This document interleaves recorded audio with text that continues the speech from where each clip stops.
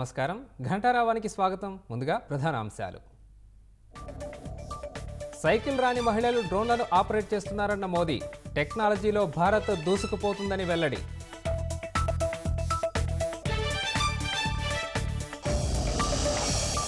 అన్నమయ్య జిల్లాలో యథేచ్ఛగా అక్రమ ఇసుక తవ్వకాలు. వైకాపా నాయకుల అండదండలతో తరలింపు.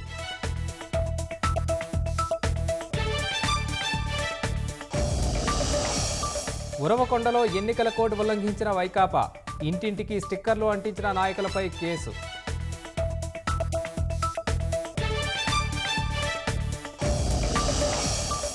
Chirala group temples EO GVL Kumar suspend. నిధులు దుర్వినియోగానికి పాల్పడ్డారని తొలగింపు.